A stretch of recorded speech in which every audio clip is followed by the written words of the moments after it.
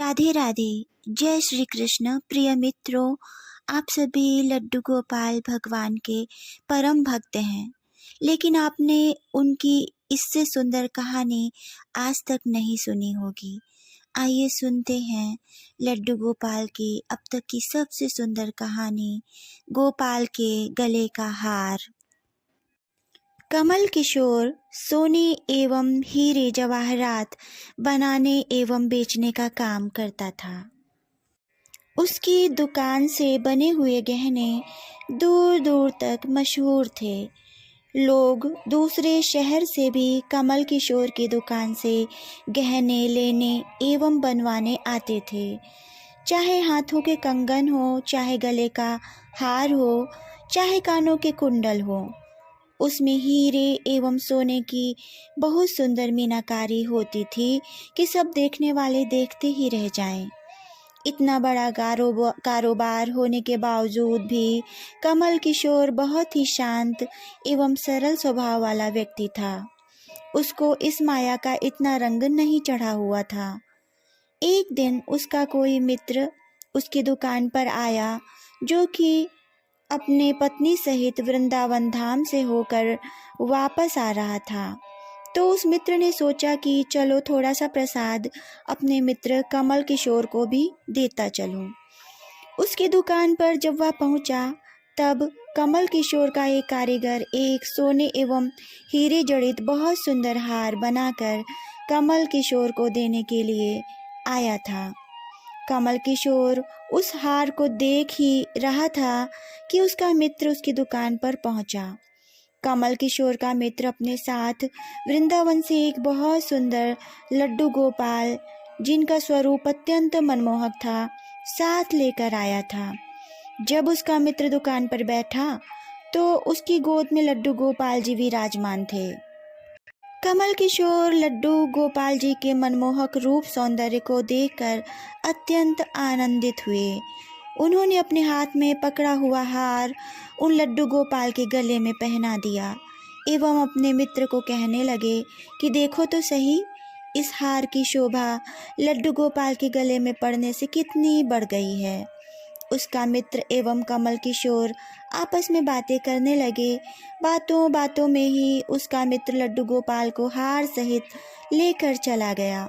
दोनों को ही पता न चला कि हार लड्डू गोपाल के गले में ही पड़ा रह गया है। कमल किशोर का मित्र अपनी पत्नी सहित एक टैक्सी में सवार होकर अपने घर को रवाना हो गए।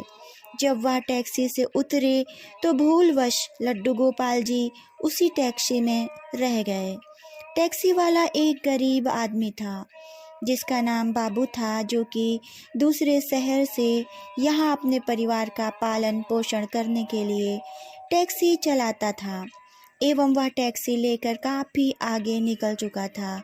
आज उसको अपने घर वापस जाना था, जो कि दूसरे शहर में था।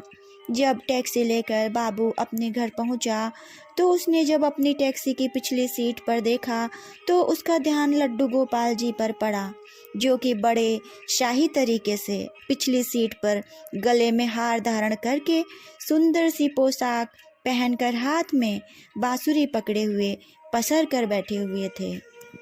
बाबू यह देखकर एकदम से घबरा गया कि यह लड्डू गोपाल जी किसके हैं, लेकिन अब वह दूसरे शहर से अपने शहर जा चुका था, जो कि काफ़ी दूर था एवं वह सवारी का घर भी नहीं जानता था। तो वह दुविधा में पड़ गया कि वह क्या करे, लेकिन फिर उसने बड़ी श्रद्धा से हाथ धोकर लड्डू गोपाल जी को उठाया एवं अपने घर के अंदर ले गया।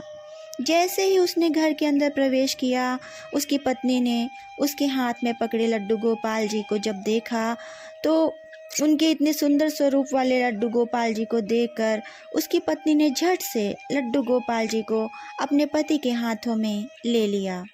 उसकी पत्नी, जिसकी 8 साल शादी को हो चुके थे, उसके अभी तक कोई संतान नहीं थी, लेकिन गोपाल जी को हाथ में लेते ही उसका वात्सल्य भाव जाग उठा। उसकी ममतामयी एवं करुणामयी आँखें झरझर बहने लगी।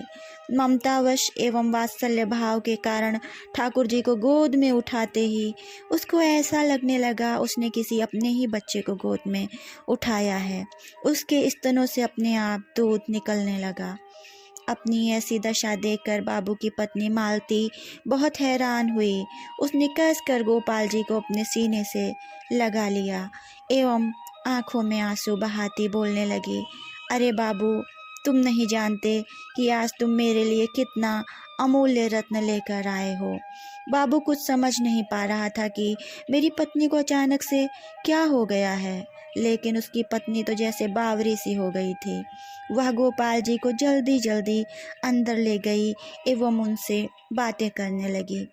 अरे लाला, इतनी दूर से आए हो, तुम्हें भूख लगी होगी। एवं उसने जल्दी जल्दी मधु एवं घी से बनी चूरी बनाकर एवं दूध गर्म करके ठाकुर जी को भोग लगाया। उधर कमल किशोर ने जब अपनी दुकान पर हार को न देखा तो उसको याद आया कि हार तो ठाकुर जी के गले में ही रह गया है। तो उसने अपने मित्र को संदेशा भेजा तो मित्र ने आगे से जवाब दिया, अरे मित्र, वह माखन चोर एवं चित चोर हार सहित खुद ही चोरी हो गया है। मैं तो खुद इतना परेशान हूँ। कमल किशोर अब थोड़ा सा परेशान हो गया कि इतना कीमती हार न जाने कहाँ चला गया। मुझे तो लाखों का नुकसान हो गया। लेकिन फिर भी अपने सरल स्वभाव के कारण उसने अपने मित्र को कुछ नहीं कहा एवं उसने अपने मन में सोचा कि कोई बात नहीं, मेरा हार तो ठाकुर जी के ही अंग लगा है। अगर मेरी भावना सच्ची है तो ठाकुर जी उसको पहने रखें। उधर बाबू एवं उसकी पत्नी मालती दिन रात ठाकुर जी की सेवा करते। अब तो मालती एवं बाबू को लड्डू गोपाल जी अपने बेटे जैसे ही लगने लगे। लड्डू गोपाल जी की कृपा से अब मालती के घर एक बहुत ही सुंदर बेटी ने जन्म लिया। इन सब बातों का श्रेय वह लड्डू गोपाल जी को देते कि यह हमारा बेटा है एवं अब हमारी बेटी हुई है, अब हमारा परिवार पूरा हो गया है। एक दिन ही नहीं बल्कि रोज ही मालती लड्डू गोपाल जी को इतना स्नेह करती थी कि रात को रोज ही उठ उठ कर देखने जाती थी कि लड्डू गोपाल जी को कोई कष्ट तो नहीं है। ऐसे ही एक दिन कमल किशोर व्यापार के सिलसिले में दूसरे शहर आए। यहाँ पर बाबू रहता था, लेकिन दुर्भाग्यवश जब वो उस शहर में पहुंचा तो अचानक से इतनी बारिश शुरू हो गई कि कमल किशोर को जहां पहुंचना था वहां पहुंच ना सका। एवं तब वहां बाबू अपनी टैक्सी लेकर आ गया एवं उसने परेशान कमल किशोर को पूछा, बाबूजी आप कहाँ जाएंगे और यहाँ क्यों खड़े हैं? बारिश तो रुकने वाली नहीं एवं सारे शहर में पानी भरा हुआ है। आप अपनी मंजिल तक न पहुंच पाओगे एवं ना ही कहीं रुक पाओगे। मेरा घर पास ही है, अगर आप चाहो तो मेरे घर आ सकते हो।